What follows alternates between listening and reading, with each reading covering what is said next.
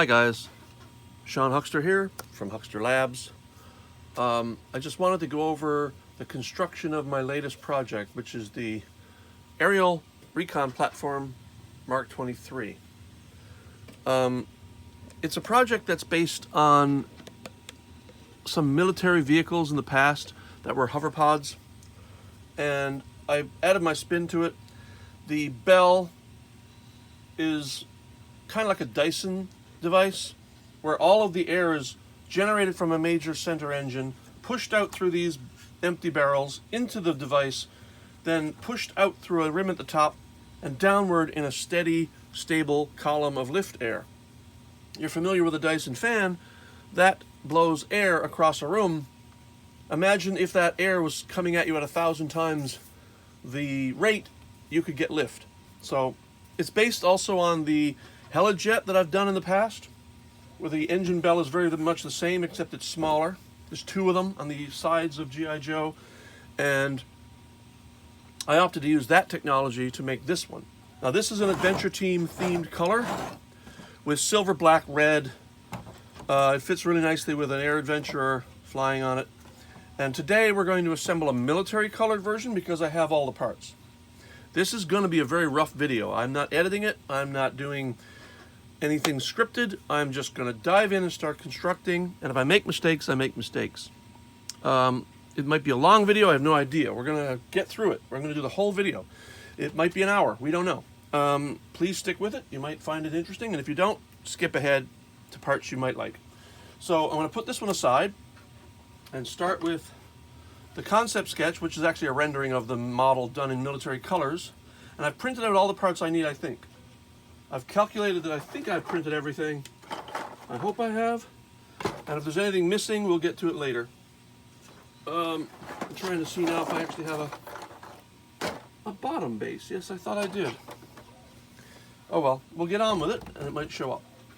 It's not there. All right, first of all, this is pre-assembled. I'm sorry, I didn't know I was going to make a video. These are 4 individual posts that I've glued into the body through holes that I've placed here, here, and here. You'll notice the body has diamond plating. I just wanted to add some, some military realism. These are places to stick Adventure Team feet, boots, and will fit most boots. There's a toe portion and a heel portion which clip the heel in place so that he won't fall off. He's pretty steady on there. And we're going to keep going. We'll pretend I did this live on camera. We did not. Now, this video is also going to show the hard part of the job, which is cleanup. Cleanup is what happens when you 3D print something and you need supports. The supports are there to print things so that you're not printing out in open air. There will be 8 pieces similar to this to form the entire body. 4 of these and 4 of these. This shows the 4 parts in a raft. Raft is the part that the printer prints first so it can print on top of it. And I'm just going to tear these away and start cutting. But you'll also see that 3D printing is not just 3D printing. There's a lot of hard labor that goes into making the thing look right. And it requires some tools that are quite sharp. So I'm putting on a leather welding glove to protect my hands. You can see that I've already done so much work that my thumb has already come through because I'm doing a lot of work with my thumb and a very sharp blade. And yes, I've cut myself so many times I can't even count. But for now, I'm going to start by cleaning these up so that they are like this, which is assembly ready. You'll also notice that the bottom is clean. I'll get to that later. Here we go. So we have to do this 4 times, and like I said, I'm not going to edit this, so we're going to do it all right here, right now. Take a large blade, which is a spatula knife, sort of a plastering knife. You cut away the raft first, because if you don't, it's really hard to get this up. These supports on my machine form a sort of a diagonal lattice work, and believe me, this can be very strong. And if you try to get this away without tearing the raft off first, it's very hard. You'll also notice that there are little supports in here. That's because in here, where the legs go, I made a little ledge in there to make sure the legs don't go arbitrarily up, so the legs have a stopping point. That means that there's a little ledge in there that needs support, so it printed that support. This, of course, needs support because you'll notice it's raised up off the base. If this was on the base like this, with no part coming up from the base, it's a nice clean line and it prints and cleans up rather smoothly. But for this, I now have to clean this up individually, which means this comes off nice because it's the base off the raft. This, however, is a little bit more difficult, but depending on the filament and the material you're using, it can be quite easy or it can be quite hard. And there's not a lot of cleanup. Just get in there and pull with one of these knives, rip away that layer. And believe me, I don't know how the printer knows, but it does make a differentiation between the rafting and the print in the manner in which it prints the plastic. The plastic's the same, but the manner it prints it makes it come away so that you could rip the support off and it won't destroy the meat of the product, which is the part that you want to keep. It's pretty amazing, actually. So now that's one, but we also have pieces here. Because we have slot holes here for pegs, we need to pull these away so that we can have a clean connection between the pieces and the pegs that have to go into this hole. And because this hole is flat on the top, it needed supports, and that support meant it has to come all the way down through this slot, and I have to pull away everything that's in this slot. And this requires multiple tools.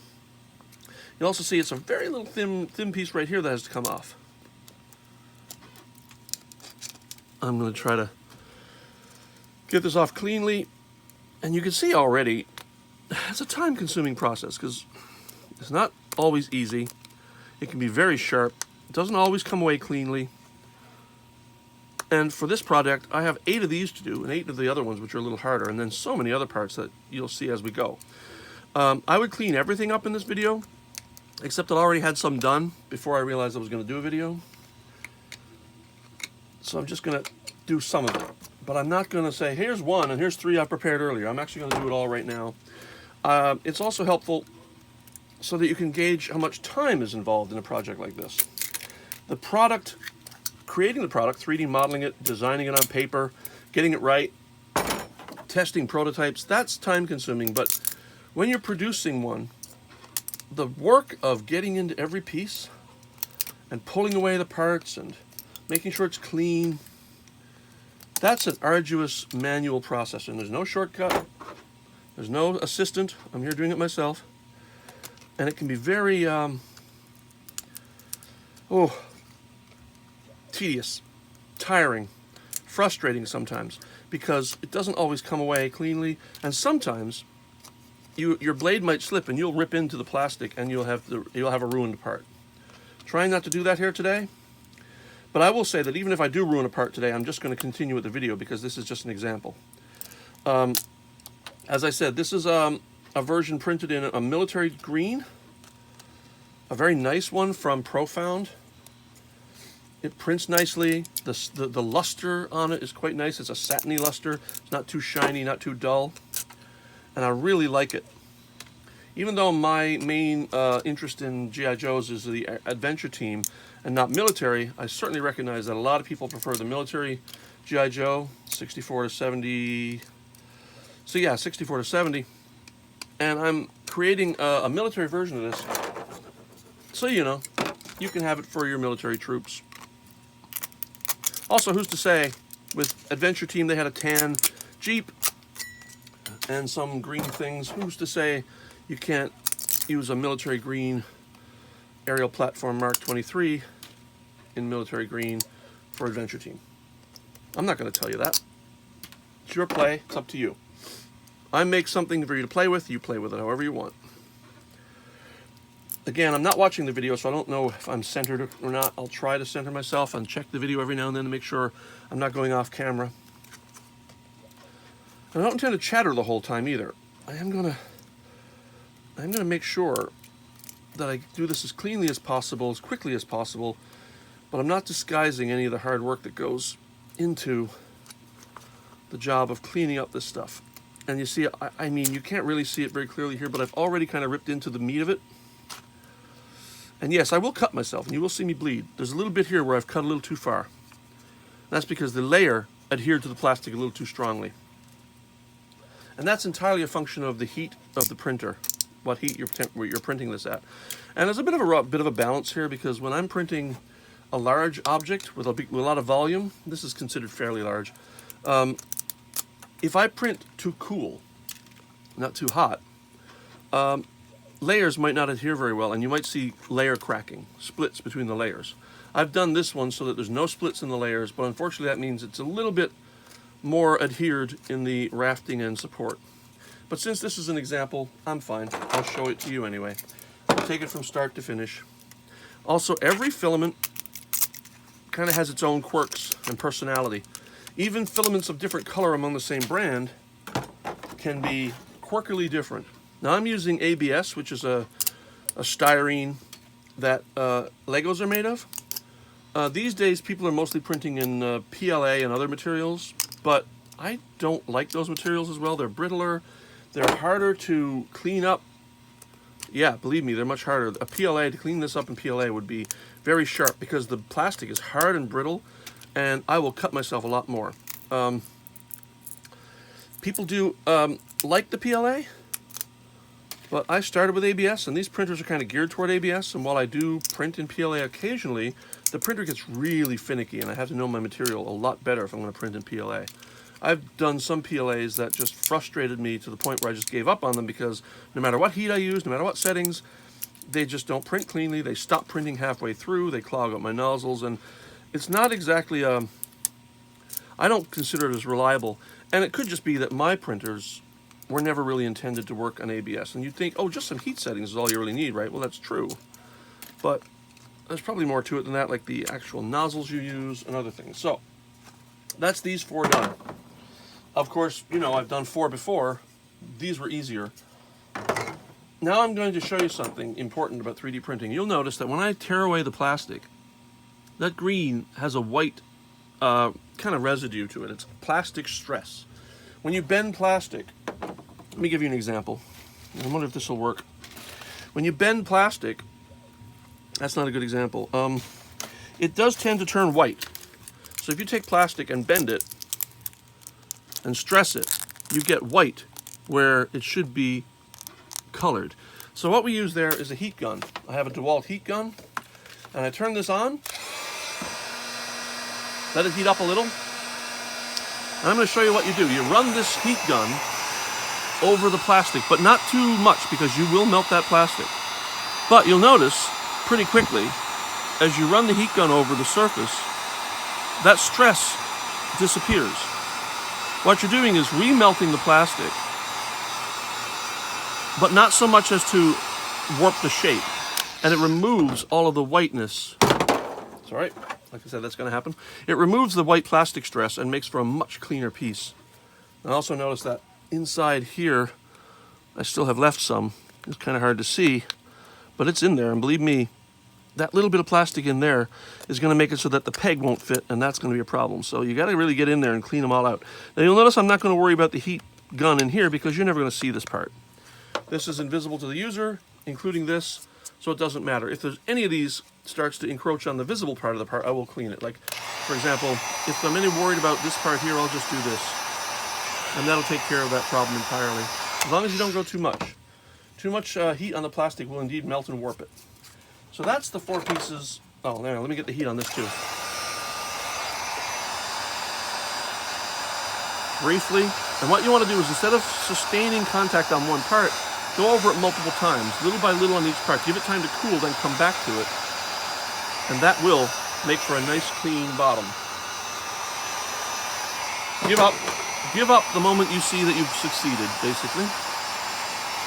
And this is why we wear the welding gloves, because this is a hot process and you can burn yourself pretty easily. In fact, be very careful with a heat gun. If you leave a heat gun running and you accidentally look down the barrel, you burn your eye. Don't do that, because you can't take that back. Oh, there's still not some here. And I also use these side nippers, because they're really good for pulling out large pieces of plastic. And I also use these are wood chisels, but they're excellent for the job. And the company that I bought my original printers from, which has lately become Paramount 3D, don't create these, but they sell them as 3D printing chisels, because they're really perfect for the job. So that's 2, clean, ready to go. One more here.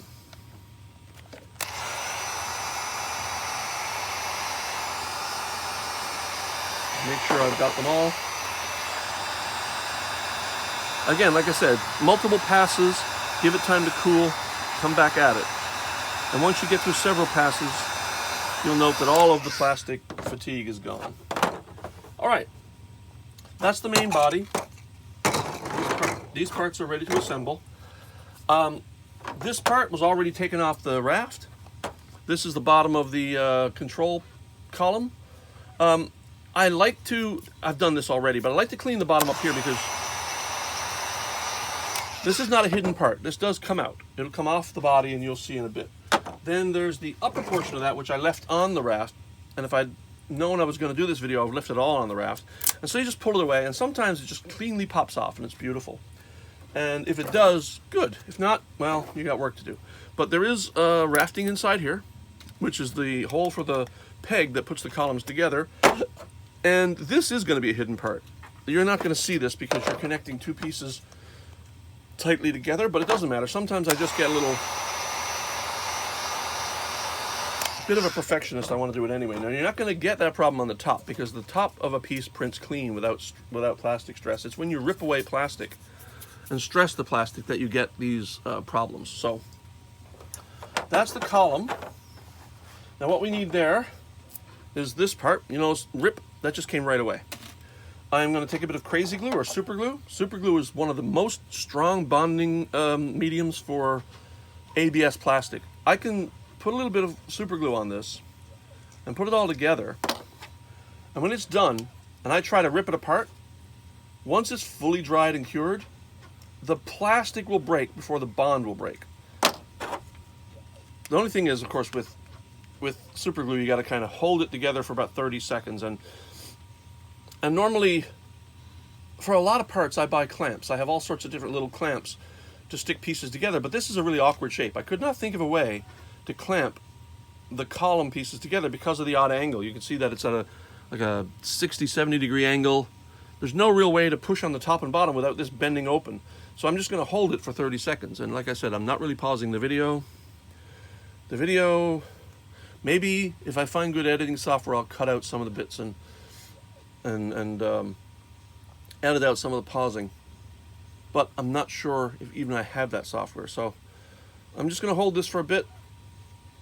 And maybe I can place it somewhere. You know what? If I put that up against something,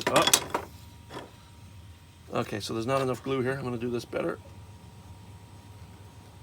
You really don't need a lot of crazy glue, a lot of super glue, but sometimes an awkward connection will cause a little bit more trouble than a little bit harder time gluing it together.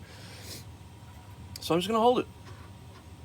And when I do, I'm going to put it on the ground. Like I said, because it's such an awkward angle, if I put it flat on the ground, it topples right over.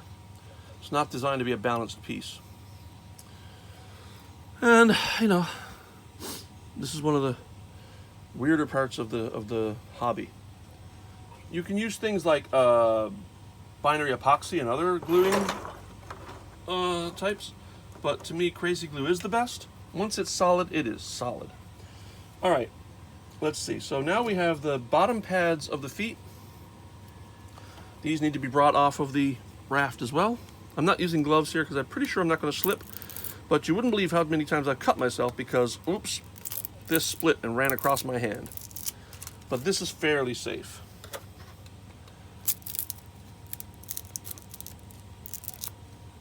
And I'm using military green for the bottom pads too. I'm trying to get a nice balance between contrast of color and practicality in this case.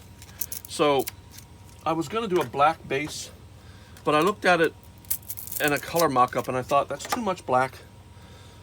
So you don't need to clean these up because they're going to be hidden. There's some plastic here though. You want to make sure it's flat, and where sometimes the plastic doesn't come away clean, you want to make sure that's sanded down or flattened. Often just take a blade and go at it. And now they'll be invisible because they're going to be upside down on a flat foot. Put these aside. The feet I already pulled off the rafting, but this is a foot, and this will just go like so. And I'll just glue that with my hands and feel the way. I didn't put a connecting peg in there to to align it because there's no real need. I can do this by hand. All right. The next part will be, I've already cleaned up the clip pin that holds the column in place. And we'll go over that in a minute. Here are the two lenses. There are two instrument lenses that are attached to the head of the control panel. One small, one large, because I wanted some asymmetry. This is the control panel. In this one I've done it in black, and most of them will probably be black, but I've done a couple of other different variations. So first, pull the raft away, which now I will use the glove because I'm going to get cut otherwise. There's a little piece here that can come off first. Rip that away. And then this cuts in under here.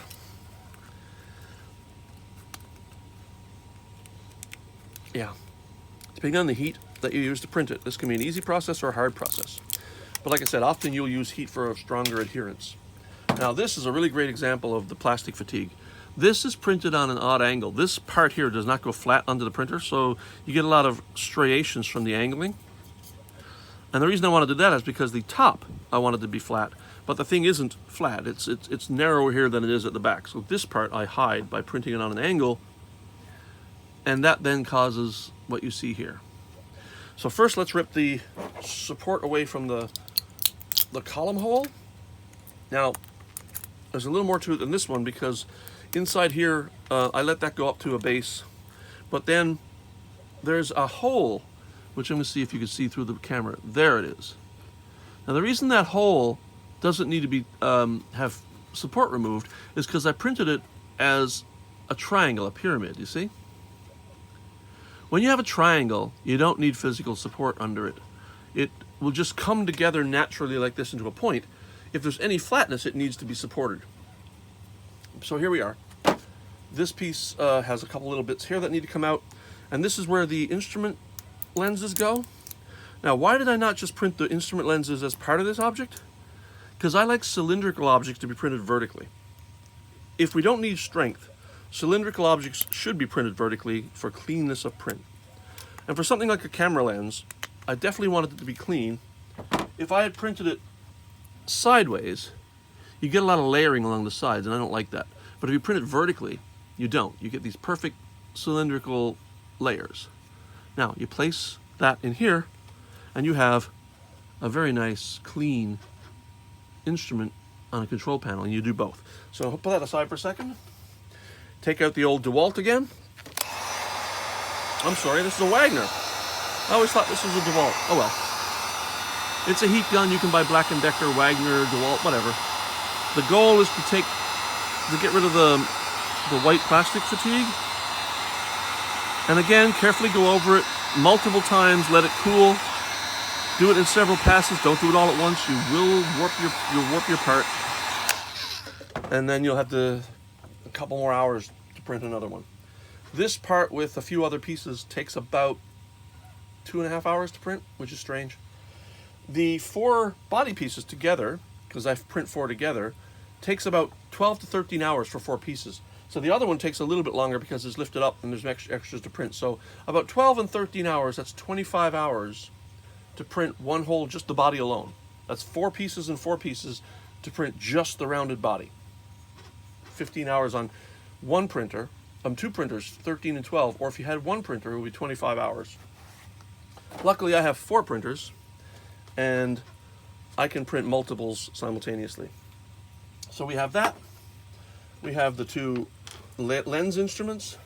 Now here are the 2 handlebars, and these are not printed vertically, and I'll tell you why. If I print these vertically, they would snap like twigs, just like that. Printing horizontally gives you layer adhesion. All of this is one layer, then on top of it is another layer, on top of it is another layer. You can bend this, but you're not going to break it.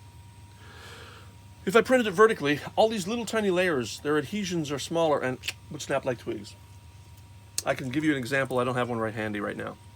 But that right there is your control top entirely. Later you'll discover, and I'm not going to do that in this video, this is a control screen, and I've made a sticker for that. There's also a sticker going to be going into the aperture of each lens. I will print the stickers myself and stick them in myself. The one thing is, stickers do not like to stick to ABS plastic. So there's a step that I do where I take some Rust-Oleum satin clear enamel and I spray paint, or in cases of tiny models, brush it in myself, and voila, suddenly your sticker will adhere because it sticks to that paint very well. So that's your control cabinet there. Sorry that my tools are in disarray, but this is kind of how I work. I have a very cramped space. Now, the body. Let's get to it. This is the hard part. You'll notice, as I said earlier, this is done already. These 4 pieces are printed vertically. But because they're so large, you're not going to snap those. But if you print something thin vertically, it'll snap like a twig. These are printed vertically for cleanness, but they're very strong because they're big. I've already glued these 4 into place.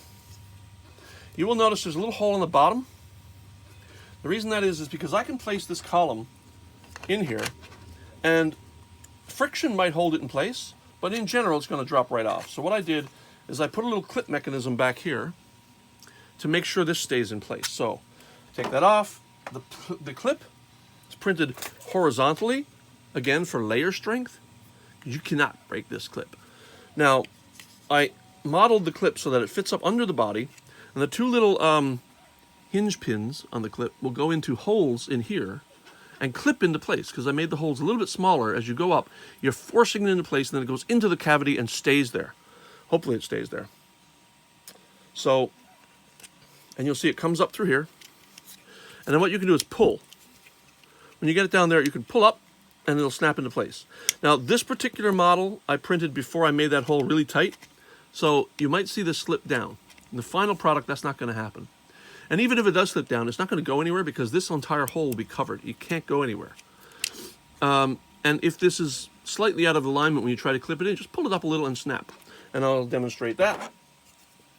Column, hole, and snap. And that's a good strong snap. And that is not going anywhere. And you could hold this by this and fly your vehicle around, and this is not going to fall off. And G.I. Joe's feet will be stuck in here with a nice clamping system, and that's not going to fall off either. So, pretty good. I'm going to take this off right now because the next part is really kind of hard. The next part is gluing the 8 body parts around, and that's proven to be a real problem because while I tried to tape the pieces together, you're not getting that adhesion strong enough to pull the body parts together for a seamless. It's not going to be 100% seamless anyway, but for a relatively seamless body, I need something to clamp the pieces together, so I bought a belt clamp. A belt clamp is a cloth clamp, like a tennis racket. You put it around something, and then this allows you to tighten that bond around and pull in a circle, so you can get the full body circle pulled together into one clamped object. And what we have here is the part where this would touch the model. Now this is specifically designed really to form a right angle so that you can be doing like furniture. This will go on one corner of a square box, for example, and then there are these corner clips, which I'm not going to use, and you put those on the other 3 corners of a box, and you can clamp this, and you clamp an entire box, no matter how large, because this is like a 15-foot clamp, I think. But what I'm going to do is smaller, and I don't want these 2 plastic pieces pushing against my part enough to break it.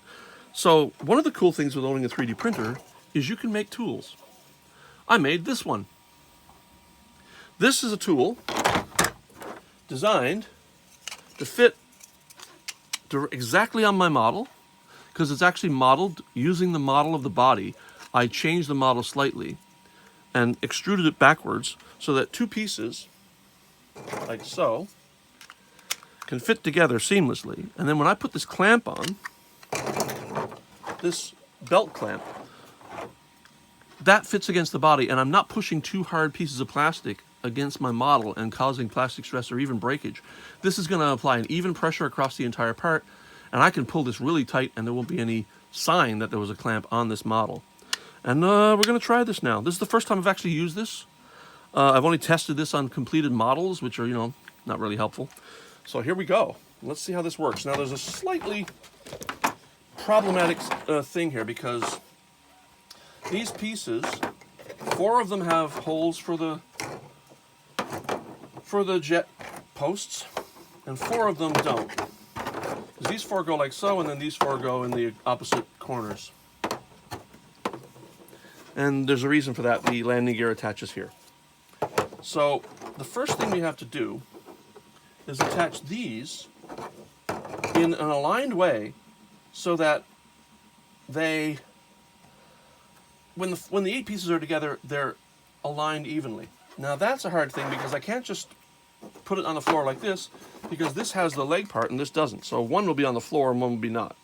I can flip them upside down. That'd be ideal, because then they will line up perfectly. But the problem with that is these little foot things are a little too high. They come out above the body by just a little, but enough to make that putting it on the floor impossible. So I made a little something.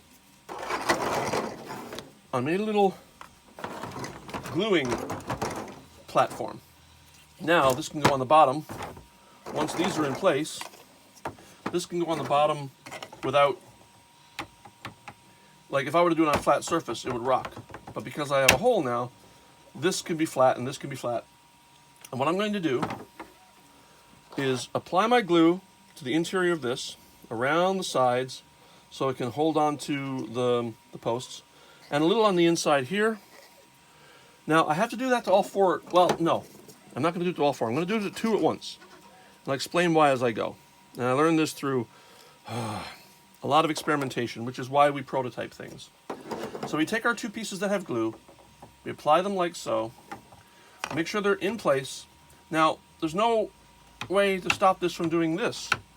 How do I know I've got it perfect? Well, you've got to employ the other 2. You're going to bring these in, but you're not going to glue them. You're going to bring them in, and you're going to apply them. And now, they are, by nature, flat. Because this is in place, this is in place, this is in place, this is in place. There's no rocking possible. Now I'm going to pull in a large bar clamp, and I'm going to apply the bar clamp across the 2 that I've glued, like so, and attach the bar clamp. I'm going to give some weight to the bar clamp. Make sure this is fairly centered. Oh, I don't want that. So I can actually apply the bar clamp first, which keeps these nicely in place, and then put these back in place and make my slight adjustments vertically so that this is now flat across all 4 axes. And the parts are upside down, flats here, perfect. It's important to note these don't have to be glued yet, and it's best not to, because I'm going to be putting the other parts of the body on as 2 complete pieces with 3 pieces each. Meanwhile, since we're waiting for this to dry, and it's going to take about 30 seconds, these are the pegs that I put into the body. You may ask, well, why don't you just print the pegs? Because this is actually stronger.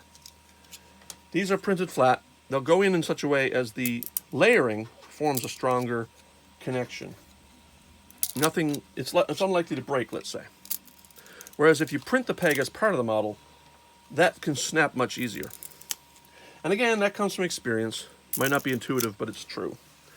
So, again, you don't need to clean the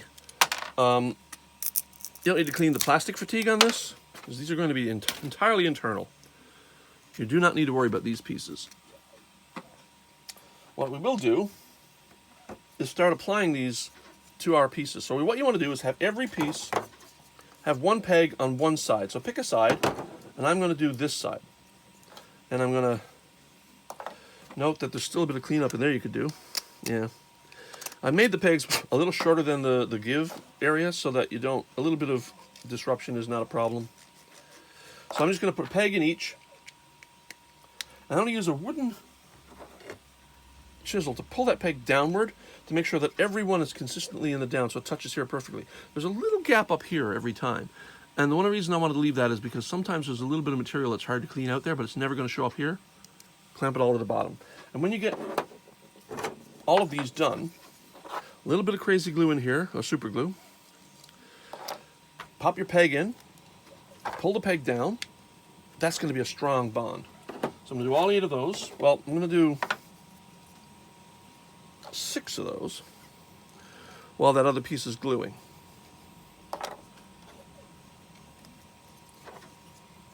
And sometimes you'll hear a snap. And if you hear that snap, you know you've got it. You know it's in the right place. Making sure that you're always consistently applying the peg to one side of the model. Otherwise, you're going to run into some trouble where you're going to try to fit two pegs together. And believe me, trying to get those pegs out once you've glued them in place, like I said, the bond between ABS plastic and super glue is so strong, I'll break the part before I break the bond. So now this should be glued solid now. So I'm going to try it, take the bar off, and if that doesn't fall over, okay, good. These, again, we don't care. That is now solid. So we take these pieces and do what we were doing with the corner pieces. We apply glue here, we apply glue here, and we pop a peg in place, and we use the wooden chisel to pull it down. Wooden because it won't break it won't mar the plastic in any way. So a little crazy glue, and pop the peg in place, pull it down, click. If it doesn't click, you're already there, so it doesn't matter. And that's 1, 2, 3, 4, 5, 6, 7, 8. So the thing is, we also want to do it with these. So make sure you're looking at the right side. We didn't do this earlier. I probably should have. When I'm doing real assembly, I'll make sure all 8 parts are pegged before I even apply them to the body. So that's good. And flip it over. A little bit of glue here. A little bit of glue here. And these pegs are designed to fit rather snugly, so a little glue is all you need. And now, this is perfect. We're going to do a slightly hard part now. And this kind of has to be done quickly because, as you know, you got about 30 seconds for the glue to bond. And I'm going to try to do, first of all, I'm going to put one piece in place over here. And I'm just going to hold that in place. That's not glued yet, but let's pretend it's glued. That will hold rather nicely. I'm going to glue this one, clamp it, make the glue dry, then I'm going to do the other side.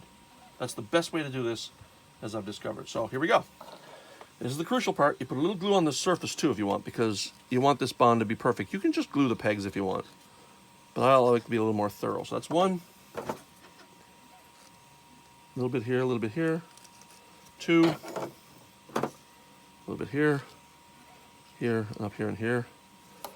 And now, we put that here. Oh, and also, we'll need a little bit on this side because we are going to be gluing it here.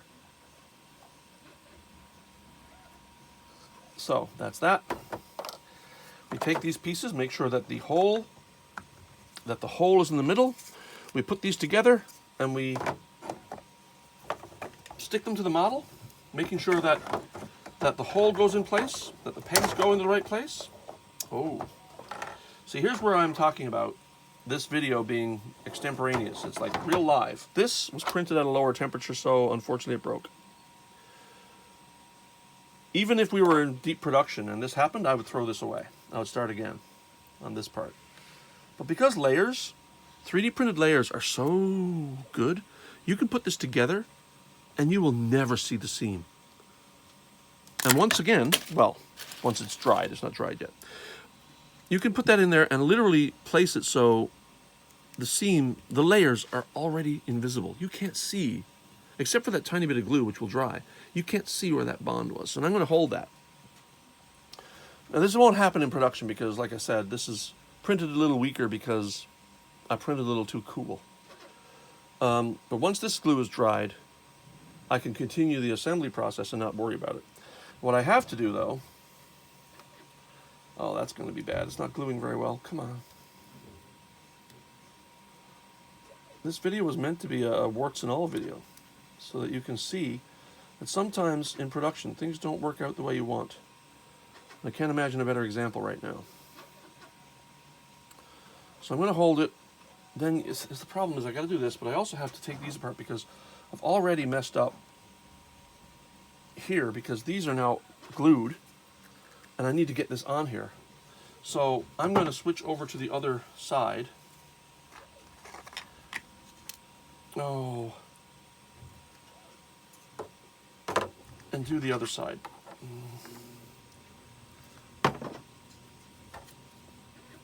Sorry about this, guys. I am going to do a little more glue.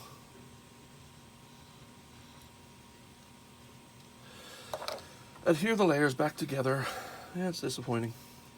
Like I said, sometimes this happens in production and you throw the part away and you start again. I've broken two, that's why. It's demonstrating that the proper heat on parts is important. And no two filaments are alike. And I now have a problem because I'm trying to hold this together while making sure these pieces don't glue together, because I cannot have these adhere together and not clamp them. So I'm taking it all apart again. And I'm going to go at it again. I'm going to be persistent here. Yep, this sometimes happens.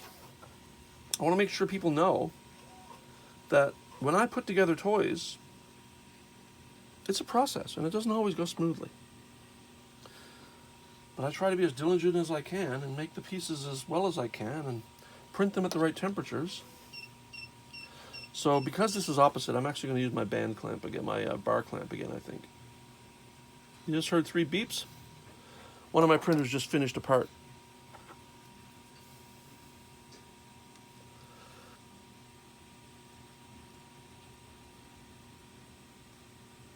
All right, that's good right there. Hold that in place and let go.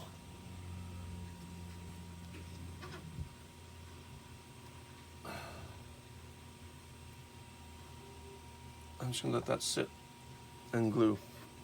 Meanwhile, sorry guys, I'm gonna get these together again. Now these are glued here.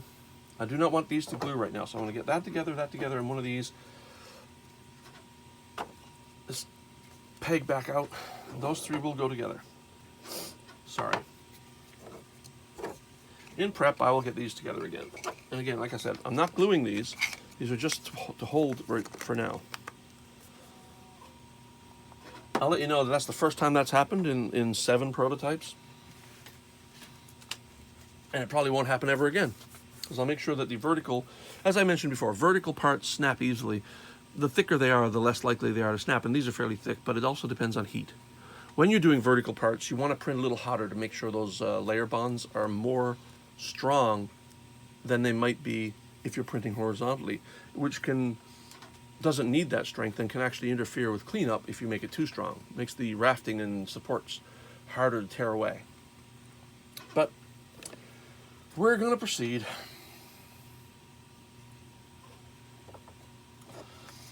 I'm going to take these parts, which I've already glued, this part not glued, and I'm going to put these in.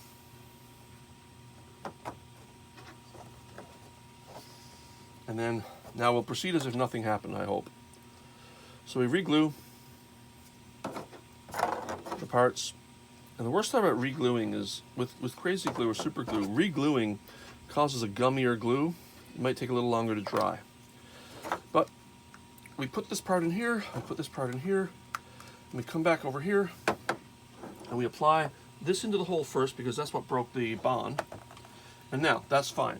So the reason I created this is to push down on the connectors so that we get a nice smooth, even connector here so it looks like one solid piece. Now the belt clamp comes into play. First, I attach the belt clamp around the body, loosely.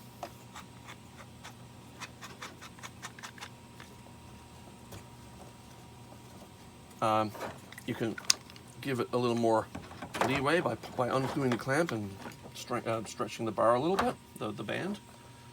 And we put the band around the body, and then we pull it a little tight. Now, the important part is this goes in like so, and that goes right between 2 parts. And now you use the screw and the clamp to pull it together. So you make sure the band is all the way up, about halfway up the body, around where this is, and you can undo this clamp. Let me see. Pull this away a bit, undo this clamp, get a little tight, get it a little to hand tighten, and then pull it away, hand tighten, clamp this down.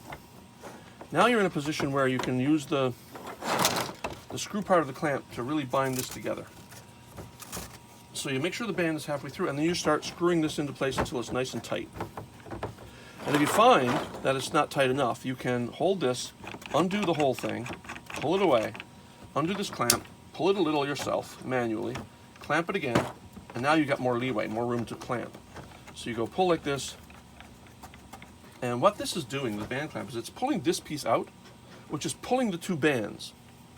And by pulling the two bands, you're causing a very nice tight circular bond all the way around, so that all of the pieces, and here you go, push down. This is what I made this for, so this can be even, and there's no vertical gapping. And you tighten this, and you tighten this until you feel it might break, but don't break it, for God's sake. And now, that'll be perfect. You can go around while this is tightening and feel for seams and pull and push to make sure they're not misaligning too much. But literally, now, you wait for that to dry, and the 3 parts I glued, or the 5 parts I guess I glued, will form a bond, and it'll be fine. Here's a good time to like notice if there's any plastic fatigue still happening, and you can clear away a bit. Like I noticed there's some support here, still here. And there's a little bit right here. And then what you can do is take out your old heat gun and reheat. You can also do that later after the gluing is solid. So holding this down and pushing on it, you get a nice solid even bond flat on the surface. I don't know if that's enough yet to declare that this is fully glued, but since this is a video and I don't want to hold here forever, I am going to undo this clamp, pull the band clamp off, put it aside, flip the thing around, and come out the other side.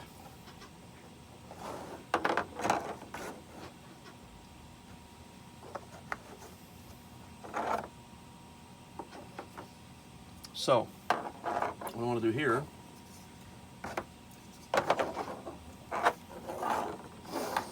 is pre-glue these,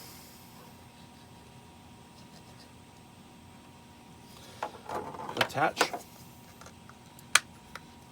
glue this one,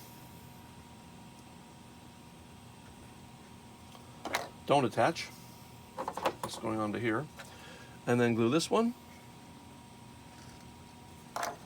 attach, and put a little bit, you know what, you can do a glue here. Instead of doing it on the peg on the piece already, you can just put the glue here. And carefully get that hole first, and then you pop these pegs into place.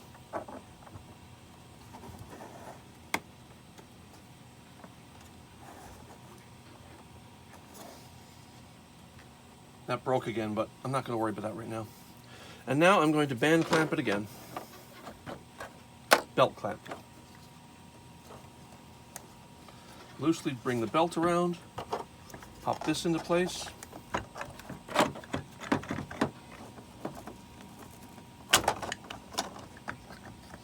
And then start tightening the band clamp.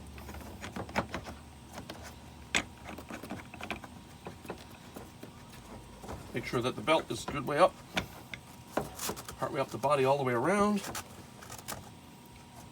and clamp. Push down, make sure all your bonds are even, make sure all your pieces are together nicely. And while this is never going to be perfect, it's going to be the best you can do to get the seams tight. I tried tape, and believe me, tape just does not do the job. Not enough stress, not enough pressure on the tape for it to work.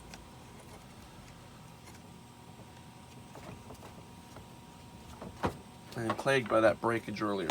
Again, this would never happen during production. And now we wait. And while we wait, because that's going to glue, going to be binding, we start paying more attention to our column.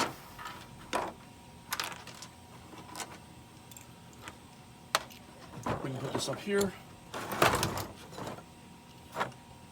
We start paying attention to the column. So the column has a couple of interesting bits, nothing too major. You can put the lenses in first, but I prefer not to. The column has 2 triangular holes here, and that is for the handles, which I printed also on a triangular aspect. Fit into here and here. And that is because they go through the column and form a lock, so that when this goes in like so, you can find that hole and it locks into place. And then you know when you've glued it, it's going to be as strong as it can be, and this is not going to go anywhere. So before we do that, we apply some glue here, just at the top here. This will connect with the column inside. You don't have to put any glue on the column, just here. Put that in place. Now what you do want to do is put a little glue on the ends of your controls, because they'll go inside and form a bond of glue against the column and the control box. Once you fit this in place, and fit this one in place, move this up with holding it by two, move this up until it snaps. There we go. And you can hold it. And I find a good way to hold it is to use a bar clamp, a smaller bar clamp. And a good way to hold that is to, oh, that one's got a little tape on it, making sure I'm not going to be able to do what I want to do. This one does not. I'll open the bar clamp to as much as I can. And I'll attach it like so. And I'll clamp it together until I'm pushing pressure on both handles equally. And that, in 30 seconds, will hold. Meanwhile, because I don't have to worry about holding them, I can just put a little glue in here and a little glue in here and pop in my little lens and my big lens. And the only reason there's two lenses, one is big and one is small, is I wanted a little asymmetry in my model design, and to show that there are two different instruments at work here. One could be an infrared camera, one might be a motion sensor. We don't know. That's up to the person who's playing with it. And then I have made a little sticker for this display. Again, kind of contextual, but it's up to the user how they play with it. While we're waiting for that to dry, we're going to go back at the feet. Now, these are landing pods. And have the military green, we're going to pretend it's military green rubber. Heavy vulcanized rubber. And I'm going to apply glue to the bottom of each foot. I've already heat treated this to make sure it's not too stressed. I'm just going to put a little glue here, and I'm just going to put this in place. You know, literally you don't have to really worry about the alignment, but I'm trying to make the vertical of the, this is a Bumblebee hex grid, by the way. I want to make one vertical line aligned to one of the vertical parts of the strut. And for this, I do use clamps. I have these little clamps I got at the dollar store. And they're absolutely wonderful. They're rubberized metal clamps. Just put one here, put it aside. That's all you need. So a little glue, a pad, vertically align the hex grid to one of the strut holders. Feel it with your fingers to make sure you're even all the way around, and then clamp. Put aside. One more. Little glue, a pad. Align the vertical part of the grid to that vertical post. A clamp. Oops, need another clamp. A clamp. Once you do clamp them in place, if you feel you've gone off alignment, just feel around and center as you're going, because the glue is still wet. You can center it until you feel like you've got it. Put it aside. Two more clamps.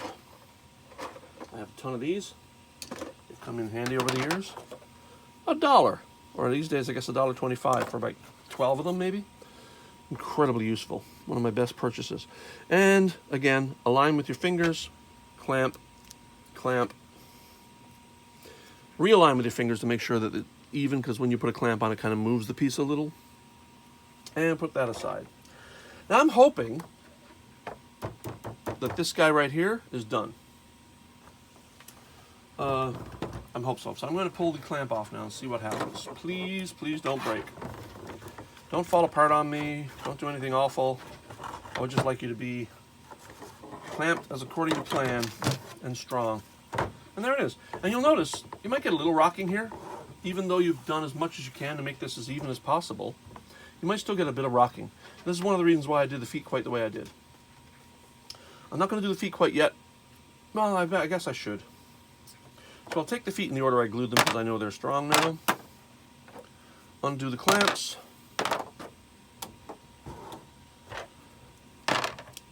check the alignment. Yeah, they're fine. At this point, checking the alignment's kind of moot unless you want to snap that whole piece off and try again, which you can do at this stage. Oh, see, like that. That's my punishment for rushing, guys. As it is a video, I am rushing. Now, once that's done, you can flip this over and apply your feet. Now, what I do with the feet is I glue a little bit around here or inside, and then I want each of these metal struts, or well, not metal, but these struts to come perpendicular to the body, aiming inward toward the center. So I will put a little glue on the inside of here because that's cleaner. On each of these. This is designed to not fit exactly tightly, and there's a reason why, and I'll explain in a second. I want there to be a little movement at first, so that when you glue it,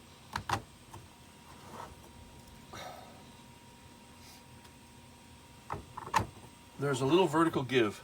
And the reason you want that vertical give is because I'm going to flatten this thing, align it so it's flat to the ground. Now make sure that the metal bar is aiming outward for every one. You don't have to. I'm going to do that, of course, because I'm a bit particular about that sort of thing. And then what I'm going to do is flip this like so and put it on the surface.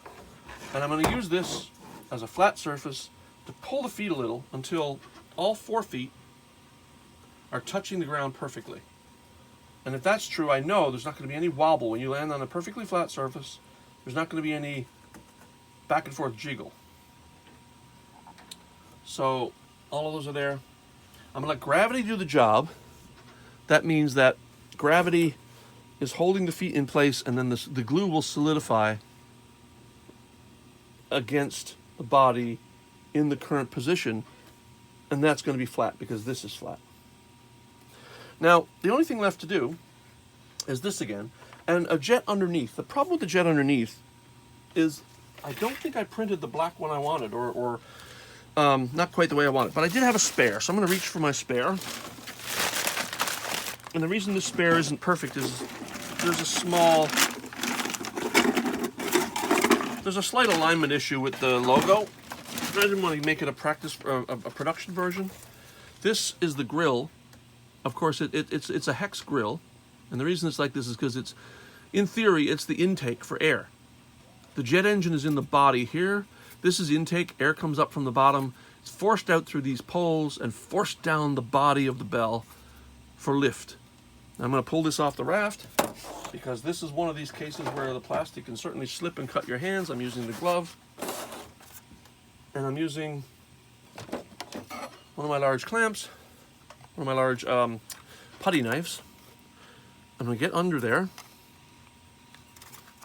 This is kind of tricky, but that's the way it is. And then once you get under there, the blade can smoothly remove the rafting from the model. And you'll notice it's pretty clean. I do not have to heat treat this because, again, that's going to be hidden. I made the grill with my logo, the Huxter Labs logo, which is based on the AT logo because the A would come down here. But I have H, and then this is an L, so Huxter Labs. This now, you'll notice no rocking because these are now glued in place and they're flat. So now I will take, let me get 4 bar clamps out. 1, 2, 3, and oh look, 4. I'm going to flip this upside down again, remembering which way is front. So this is front. Front will be that way. And my logo goes like so, where this is the top, so that's the front. I'm going to put a ton of glue on here. Oh, I can't do that yet. This has got to go in. This is the column clip. If you put this in without the column clip, you're not going to get the column clip in. So the column clip is now in place. That's the front. Glue. Now this is a case where you can use more glue than you normally would use. Assign this now. I normally would have some sort of pegging system to make sure this fits nicely in place, but really I can just align it with my eyes. Then I take it like so, put a bar clamp in there. A bar clamp by its nature lets you slide the bar easily by pushing a button and then use the trigger to tighten. So I do one there, trigger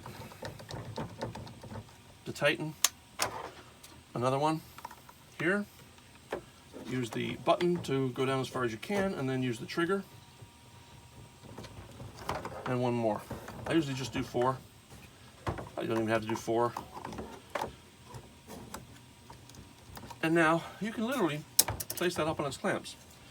And as you can tell, I didn't give enough time for the foot to dry. But you know, while I'm waiting for this to dry now, it's a great opportunity to make this foot dry by putting it in place and attaching 2 of these clamps.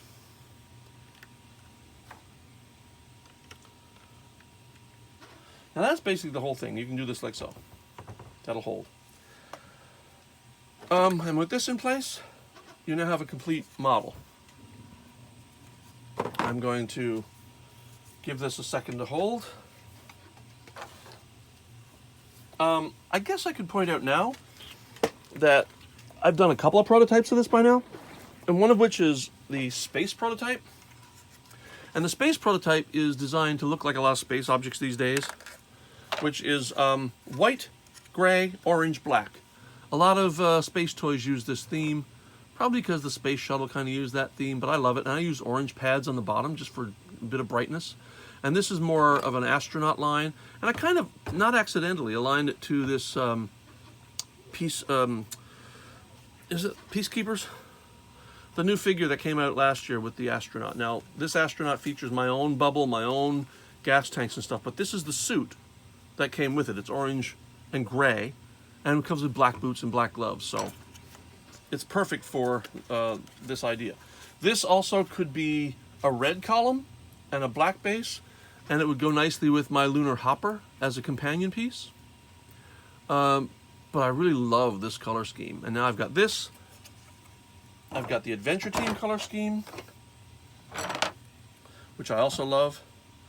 And literally I can make any color scheme I want based on what people might want. So let's hope this one's done. I'm going to pull some clamps off now and see how it works.